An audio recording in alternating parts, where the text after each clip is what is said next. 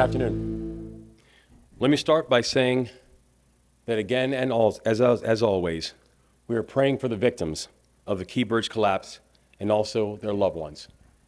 And to their families, I say that we see you, we stand with you, and you will always have our full support now and always. Los vemos. Estamos con todos ustedes y cuentan con todo nuestro apoyo, ahora y siempre. I also want to recognize our first responders, our emergency personnel, and also their families. To all of you, we say thank you. Now, I want to say a few words to the leaders from all across the state who have shared their prayers and shared their support. Ever since the collapse, we have been hearing from elected officials from all over the state and from both political parties. Elected officials from big cities and small towns, from Western Maryland to the Eastern Shore, and everywhere in between. We'd heard from people like Neil Rupp from Carroll County, and he's the mayor of a town of about 1,700 people.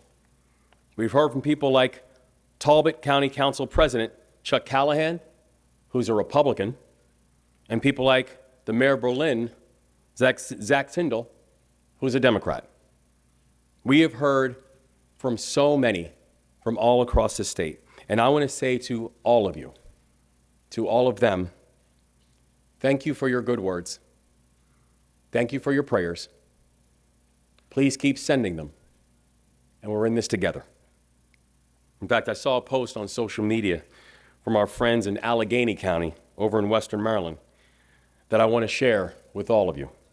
And it reads, "We may be separated by counties, stretches of miles of interstate between us.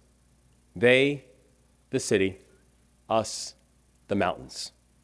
Yet, we bond over our flag, we bond over Old Bay, we bond over the Maryland blue crab, and being a small but a mighty state." Marylanders are rallying. Today, we stand stronger than ever, and people are raising their hands to serve.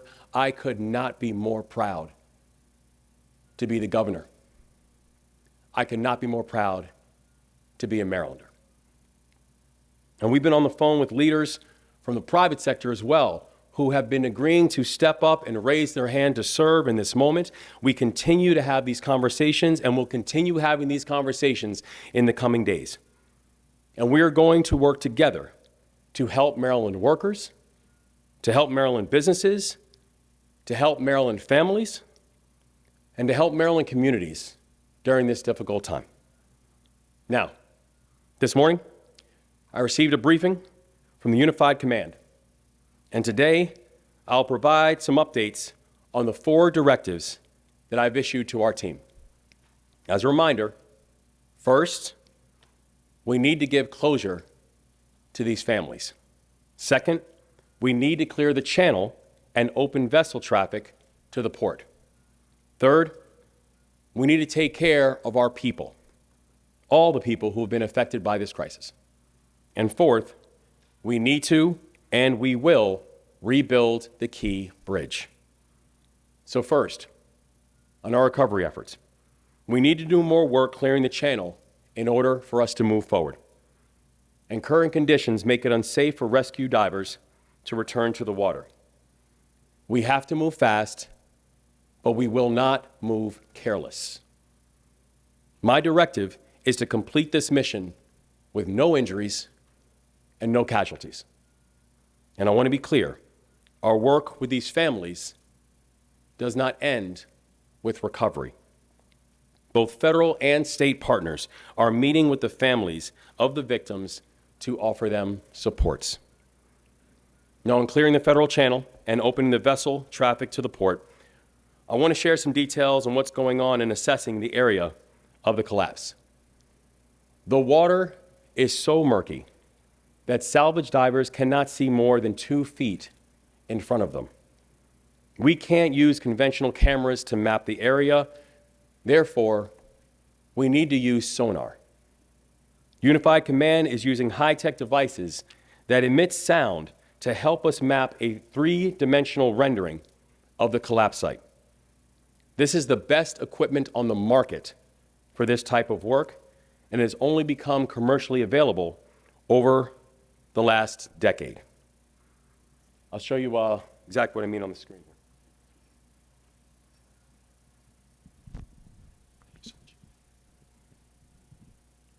So right here, what we have, right where we have here is the 3D rendering of the collapse site. What's still amazing and still breathtaking to every single one of us is this is our beloved Key Bridge. This is what it looks like now with a vision under the water, mangled, collapsed, cantilevered. That's the Key Bridge. And what we see here is while the images that we are able to see with the camera of above the water are breathtaking and horrifying, what we are seeing here under the water, where you're now having debris and wreckage that is sitting inside of a channel, inside the Patapsco River, much of it collapsed and pancaked with a 50-foot depth, is absolutely staggering.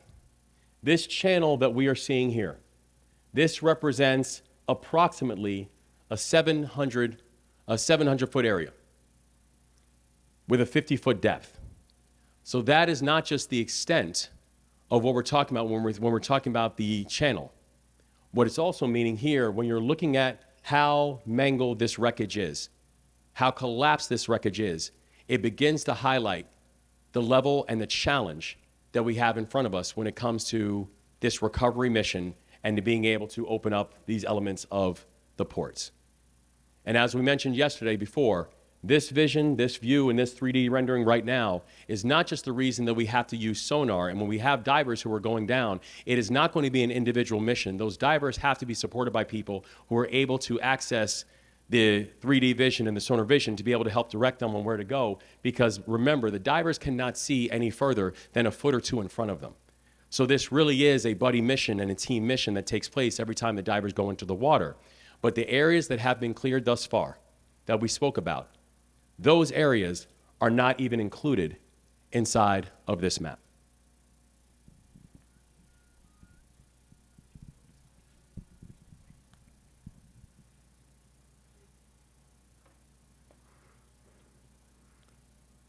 So when we see there, when we're talking about the divers who thus far have been able to navigate only by touch, the reason that the sonar technology, the reason that the new technologies that have been brought on board by the Unified Command, the reason why it is so important, it allows us a new level of access and a new level of vision to be able to move the mission forward.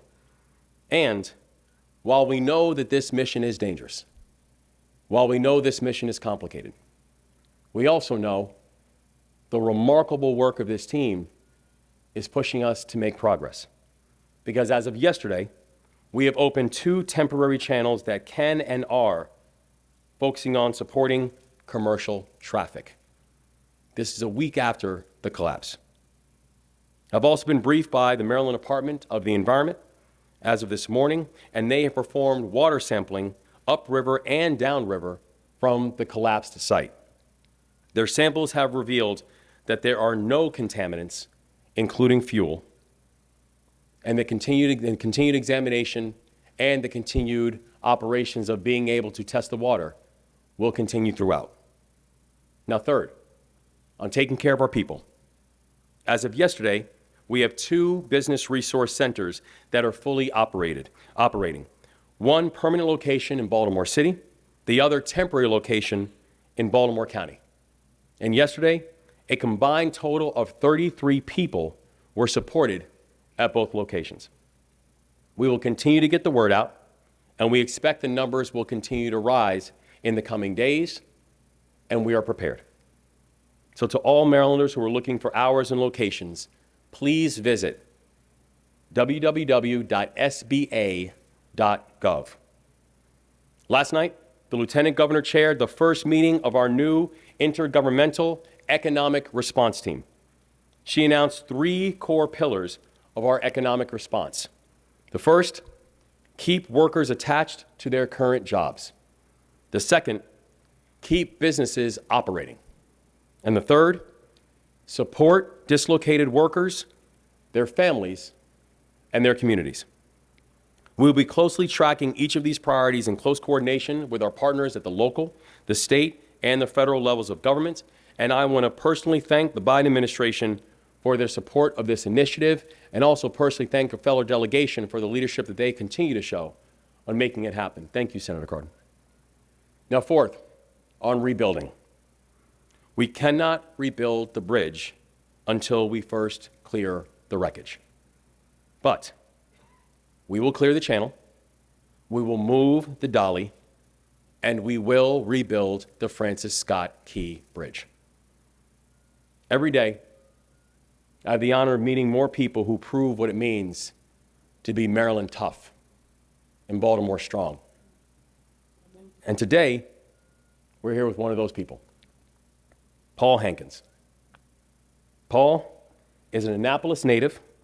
He's the director of salvage operations and with the Navy's supervisor of salvage and diving.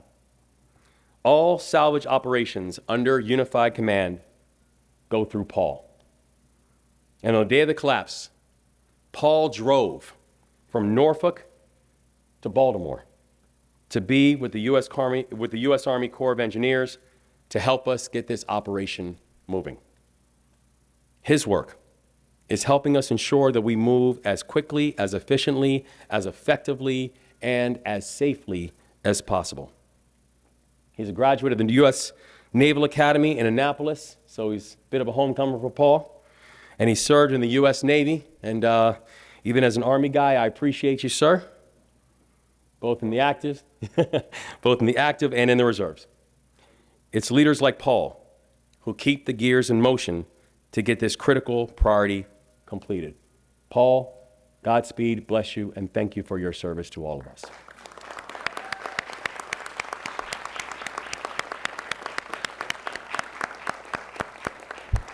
Now, in a moment, I will hand it to Admiral Gilreath, who's speaking for Unified Command, but also we're joined by the following speakers: Colonel Pinchason from the U.S. Army Corps of Engineers, Senator Ben Cardin, Baltimore Mayor Brandon Scott, and Baltimore County Executive Johnny Olszewski.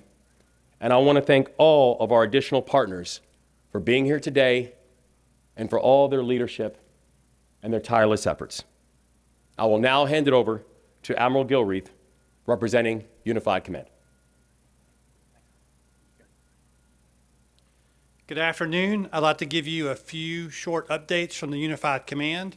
First, our number one priority remains reopening the deep draft channel. And in that regard, we continue diving and survey operations along with our engineering calculations. Now, we've had to pause diving. As you just heard a second ago, we heard that thunderstorm coming through, so we've had to pull the divers out. But once it's safe to do so, we'll get them back in the water and continue diving on those operations.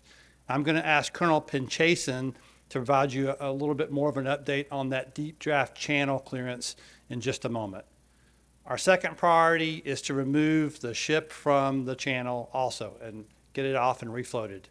And in that regard, we are staged to begin lifting the first of those undamaged containers off the bow of the ship. Now, we need to lift those undamaged containers off to give us space to safely operate, to begin to plan to remove portions of the bridge that are also now embedded into the ship. But we need a weather window to do that. And so we're staged and ready to go. We just need a break in the weather to be able to pull that, start those operations. On our third priority, which is removing the rest of the debris from the bridge from the waterway, we are again waiting for another weather window to be able to do that 350-ton lift off the section that's just immediately north of the deep draft channel. Now, those are friction brake cranes, and it's just not safe with this rain to operate in those conditions. So we're going to wait for the right weather window to make those lifts. But in the meantime, we continue to push other assets to the area to have barges ready so that when we make a lift and get that barge sent back to Trade Point to offload, there's another barge ready there for the next lift in the future. So we're continuing to make progress there as well. Finally, on the alternate channels. Those 2 alternate channels so far have produced 8 commercial vessel transits. Those are tugs and barges inbound and outbound from the Port of Baltimore. So those 2 alternate channels are beginning to make a difference. There's much more work to go, but those are, again, small steps in a long marathon. So, Governor, thank you very much, and I'd like to turn it over to Colonel Pinchason, sir.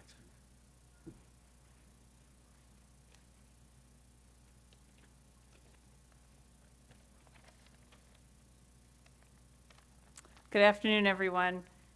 Thank you, Governor Moore, Senator Cardin, our state and federal partners, and to Baltimore and the greater Maryland community for just the outpouring of support to our team at Unified Command. We really appreciate it more than you know. I'd first like to say that our hearts and minds are with the families and everyone that has been impacted by this tragic incident, especially the families of those of the victims that are still unaccounted for. We're working tirelessly in Unified Command, but we are keeping those families in mind. We think and talk about them all the time, knowing that that's the thing that's really keeping us going. And so want to make sure that the families know that they've got the best team working on this for them. Our salvage priorities remain clearing the channel, refloating the vessel, and clearing wreckage from outside the channel. Our teams are working really hard right now in the rain, and we're monitoring to see if we need to stop and go as we're going with the lightning. We just heard it, so I know they're stopping. But salvage operations continue even though the crane operations might stop.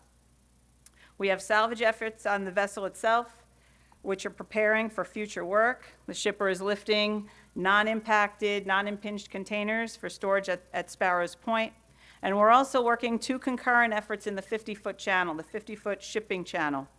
We're still planning on removing that 3,000 to 4,000 ton span that's resting on top of and leaning up against the vessel.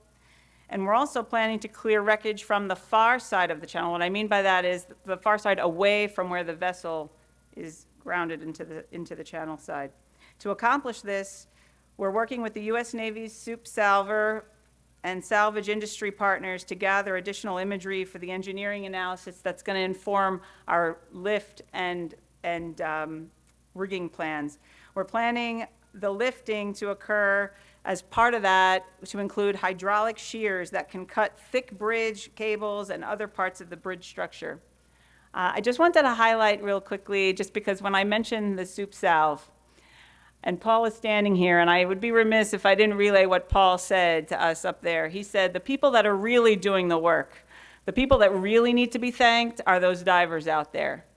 They're the ones out there doing the work all the time, and when I talk to Paul, his humility just comes right out. He takes their safety and that coordination of those teams so seriously. It's such an honor to serve with that kind of a team, but he's 100% right. We absolutely need to remember that the folks doing the real work are those salvers, the divers, all those folks out there in the weather right now. But to get back, the intent of working on clearing the far side of the channel, besides the span that's on the vessel, is in order for us to allow for some deeper traffic. So as we get deeper into the channel on that far side and clear deeper wreckage from the far side of the channel, we're hoping to be able to traffic larger vessels through. So I know we mentioned that we're continuing salvage operations, so we're not going to be able to do any heavy picks today, but the survey work continues on. Inside the channel, the dive operations that are continuing on the far side, they're going to be both on the east and west side using 3D survey systems. The imagery that the governor described of the wreckage resting on the bottom shows the magnitude and complexity of this challenging project we have ahead. The underwater sonar imaging tool, also known as the Coda Octopus, is the primary survey tool used by our divers. So as visibility is, if we're lucky, 1 to 2 feet, it's right in front of them. And it's cloudy because of the 4 to 5 feet of mud and then just the loose bottom of the Patapsco River. Divers are working basically in darkness because if they used lights, if we lit it up, it would be like they were driving through a snowstorm with their high beams on. That's kind of relatable. They have to be guided by detailed verbal instructions and direction from operators and vessels up at the surface. And what those divers are doing is they're trying to feel those connections. The sonar, the imagery can show you where things are and how they're laying, but it's really important for us to know how these are connected, if they're connected at all. And that's what those divers have to go in and find. So I want to take a few moments to talk through the imagery here, is what we're dealing with.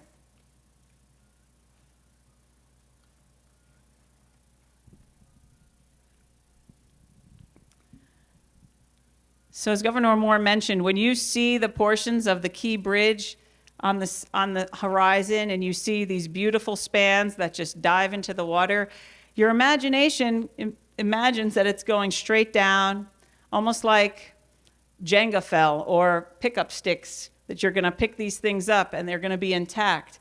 But what we're finding under the surface, the yellow is what's under the water. The red is what you're seeing above the water. It's hard to visualize that this is 50 feet down, and then you've got wreckage that's actually going into the mud. And we just want to be as transparent as we can, because you keep hearing us say how complex this is. We tried to zoom in for you. It's with every layer of survey that we get, we'll try to be able to show better and better. But if you can imagine what this looks like, as opposed to when we're describing having to cut these spans, that seems manageable. I know we say bite-sized pieces of hundreds of tons. That's a bite size. When you try to imagine this you can maybe wrap your head around. But when you look at some of that imagery, hopefully we'll be able to show more and more as we get better fidelity with every additional survey. In order to get after picking this stuff up, it's not nearly as straightforward. This is complex as it is. Now, trying to put something like this and figuring out how would you rig this, right? So we're going to have to come up with alternate ways, like with salvage bucket grabbers to lift these items up. We want to be able to share with you. Thank you. I'll be followed by Senator Cardin. Governor Moore, I want you to know that your entire federal team in Congress, Senator Van Hollen, Congressman Mfume, the entire delegation supports the priorities that you set out, the 4 priorities that we need to accomplish. We say it frequently, we can't say it enough. Our thoughts, prayers, and our support is for the families of the victims of this horrible tragedy, and we will continue to hold them in our prayers. I want you to know that, and I also want to thank the Uniform Command. This command has been incredible. They do an incredible job. To our first responders, thank you all for everything you do every day, and thank you for your help here. To the divers, we can't thank you enough for the courage you have so that we can get the Port of Baltimore fully opened and get the channel cleared. Your work is critically important. I just really want to underscore a couple points. There has been no delay, and there will be no delay in federal resources and personnel in order to accomplish the mission that the governor has laid out. I want to thank the Biden administration. I want to thank all of our federal agencies that have sent their very best here to Baltimore to help us in dealing with the challenges that we have. I want to thank the federal agencies that approved the request for federal funds immediately, so that there was no delay in getting the process started for the clearing of the channel, the equipment here, planning for the traffic issues, and yes, planning for the replacement bridge. I also want to thank the federal agencies that have been here to help the people and businesses that have been impacted. We've talked about this frequently, but Administrator Guzman of the Small Business Administration put together a team the day of the disaster, recognizing that they would be needed here in Baltimore. We have up and running offices today to help small business operators be able to stay in business. You see, small businesses are very creative, but they don't have deep pockets. And we have to make sure that they can stay in business, because we're going to reopen the channel. We're going to need their help, and we're going to need to make sure that they can maintain their workforce. And Governor, you've said this many times. This is a national priority. It's not just Baltimore. Yes, we take pride in the Key Bridge, but the entire country is impacted by the channel being closed and the bridge being down. It was interesting in the declaration that was given for the small businesses that are eligible, those that are directly impacted. It's not just businesses located in Maryland. They're going to be in Pennsylvania, Delaware, West Virginia, District of Columbia, as well as Maryland. This has a major impact, as we know, on the supply chain. The Senate returns on Monday. The House returns also. On Tuesday, we will have a meeting for the state of Maryland and OMB, Office of Management and Budget, to make sure that we're all on the same page, to make sure Congress and the administration does everything we need to do, Governor, so that you have the continued full support of the federal government. I want to thank Senator Carper, our neighbor from Delaware, who chairs the Environment and Public Works Committee. He convened a meeting of the relevant staff of the United States Senate so they could be briefed this week on the potential needs that are going to be out there so that they're ready to act when called upon to make sure that the resources and personnel continue to be made available till we complete our mission. And that mission, as the governor has laid out, our priority now is to open the channel. We're going to replace the Key Bridge, and it'll be a bridge befitting to the challenges we have in our community. I'm just very proud to be part of this team. I'm proud to work with Johnny Olszewski and Mayor Scott and County Exec Pickman. And the whole team here has worked together as one team. And I thank you all for everything you do to strengthen and help our community. Mayor Scott.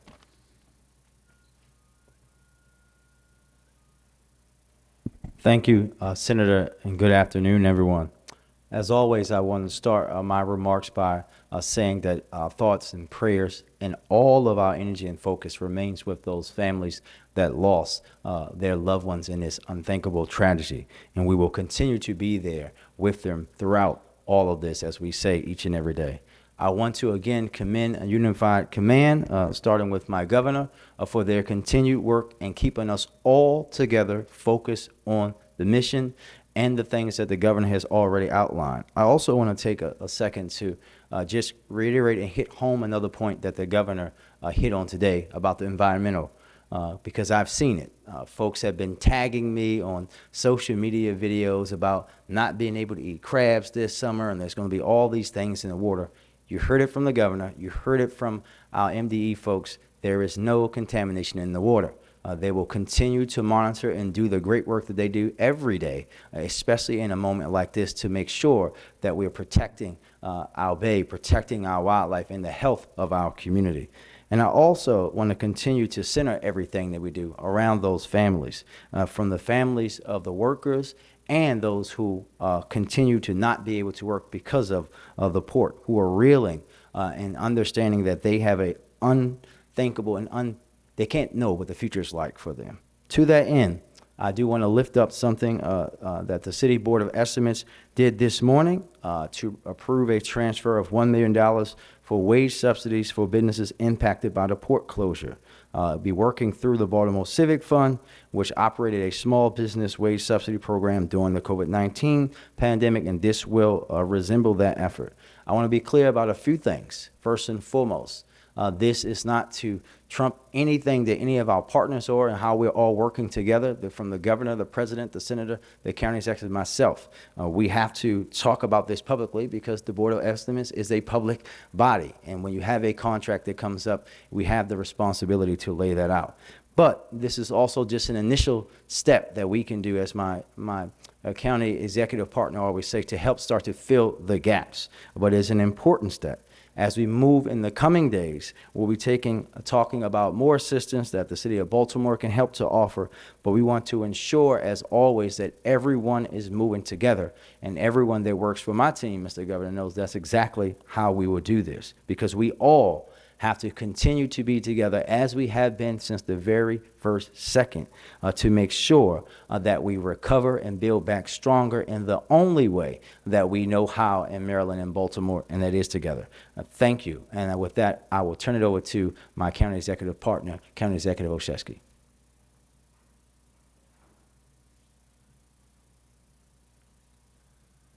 Thank you, Mayor Scott. Thank you, Governor, for your sustained leadership, for being clear-eyed about the mission in front of us, and for your singular focus in supporting the incredible teams that are doing this work. Thank you to the Unified Command leadership. Thank you to Senator Cardin and our incredible federal delegation.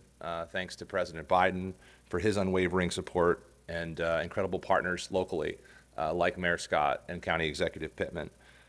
Just a few updates from Baltimore County's perspective as we continue to support the work that others are doing.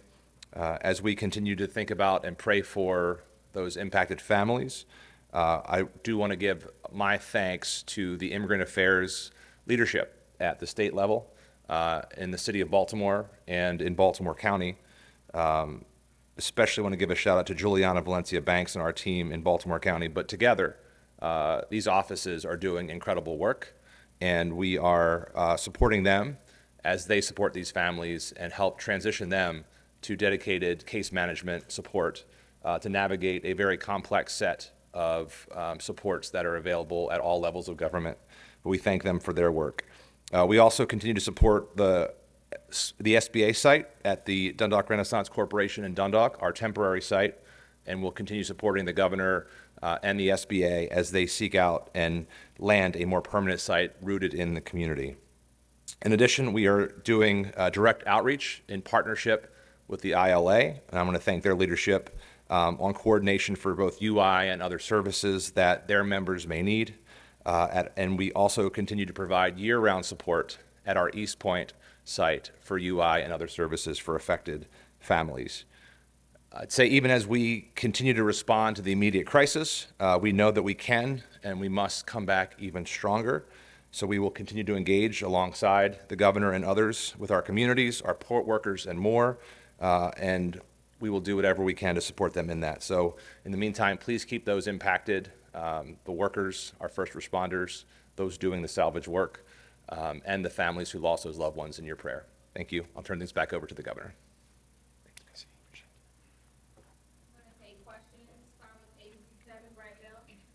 Governor, slightly off topic, but you've spoken of it this morning, this week. The budget in Annapolis is great, there's an agreement.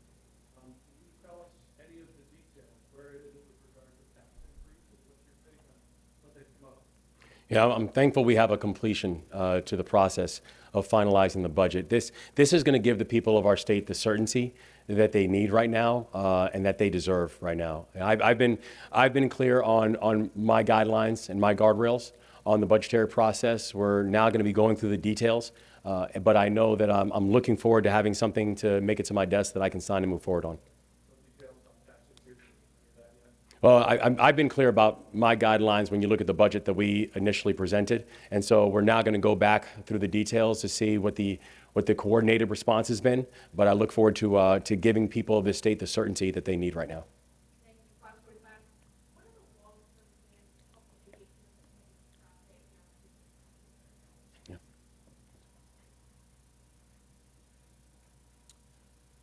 Thank you. There's a few things that we're pursuing. Obviously, foremost is the rebuilding of the bridge, but we are basically looking at transit options, getting people to ride share, things of that sort to try to bring down some of the demand. And then we are reviewing the bottlenecks, if we see any now, where we're looking at our traffic signaling system, for instance, signage and things of that. Major construction obviously takes time, so we have to do these softer things first, but then focus on the larger project of rebuilding the bridge.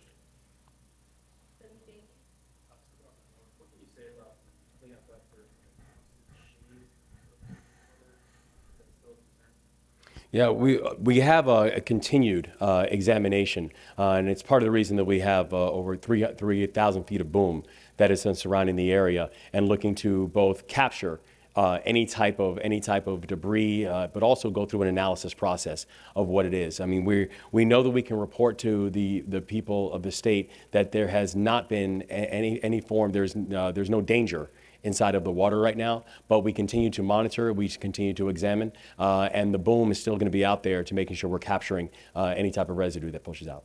Just to follow up really quick, do you know how many containers are still in the water at the security?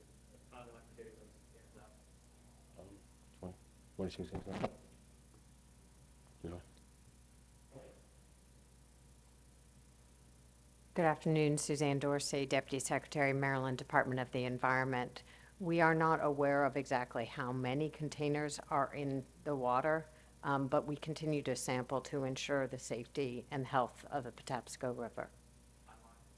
Timeline for removal will be up to the operations and the safety of the people involved with it.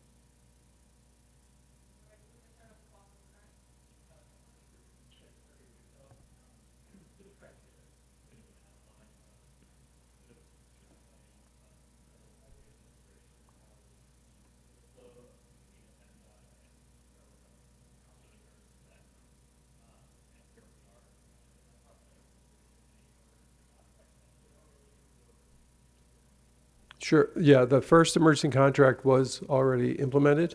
The initial work that's been doing to clear one of the alternative passageways is using those dollars, that $60 million that we got from the federal government.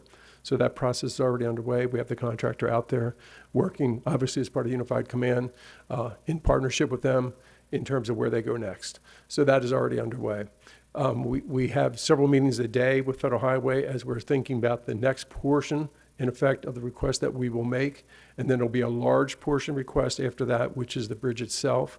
We're working through different progressive design build types of thinking to do that, which is probably the quickest way to get the project delivered. We have to work through environmental issues and process issues that is not your concern, it's my concern to get that done as quickly as possible. And that's what we're doing behind the scenes right now so that we're ready to go as well.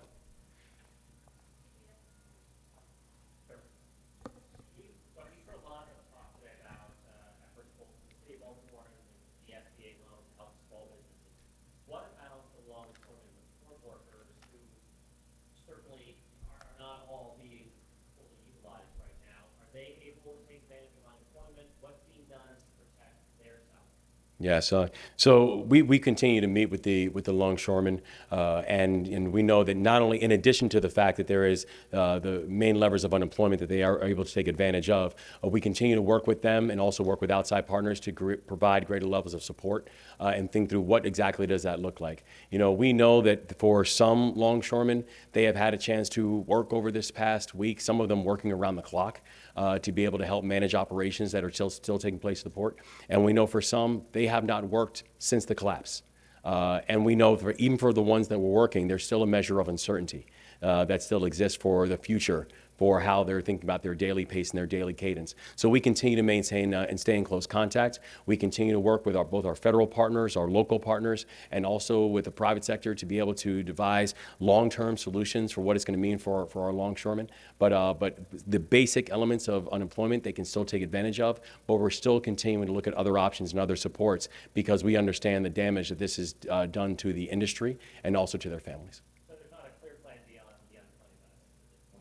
We have additional plans that we're working through right now. And if I just clarify one thing, have you taken containers off the dolly, or is that you're waiting for the weather to improve to take containers off? We're waiting for the weather to improve to actually lift the containers off the dolly.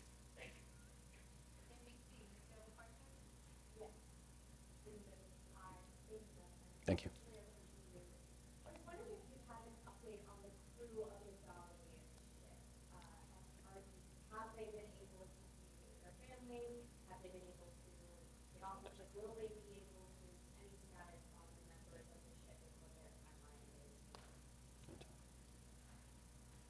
Ma'am, there's still 21 crew members on board the ship. They were prepared for a 35-day voyage, and so they have all the food, water supplies that they need to be able to continue to be safe while they're on board. They have been having communications with people back from their home countries as well. I don't have any more exact details on who else they may have contacted, but we are maintaining track of them and ensuring that they are being supported.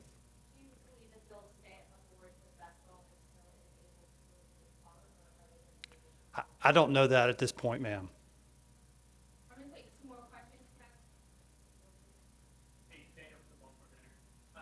Admiral, you had mentioned that there were 8 ships that have so far been able to make it through those 2 temporary channels. Sorry, could you provide any details on how big are these ships? Are they carrying cargo? And more generally, are these channels, like, how big of ships can they? So the channel depths for the northern alternate channel are 11 feet, and for the southern alternate channel, they are 14 feet. So the commercial ship or commercial vessels that have transited through there are barges. Most of them have been empty at this point, and the tugs that push them, and some tugs that have come in and out of the port as well. Some of those there was one of those was a fuel barge, it was empty. Another fuel barge transited out, that was empty. Those are the types of cargo, but it's more shallow draft barges and shallower draft tugs at this point. Do you have a sense of the timeline on that third channel could be coming, and also, I guess, when, we might start to see some more activity of shipping through coming in or going on? Well, that third channel is dependent upon the salvage operations, and we're doing those as soon as possible, but we're going to continue to do them safely, sir. All right, I have one more question. I have one more question. Yes. On the Denali, owner seeking to look at liability, is there a sense of how long that legal process could play out? Are you concerned that it could not to get those funds, or do you feel like we're probably not really? Yeah, I think they're seeking to cap liabilities. It wasn't surprising. We were prepared for it, and we hope for a speedy investigation as to what happens. And the thing that we know is that if there are people who need to be held to account for what happened, they need to be held to account.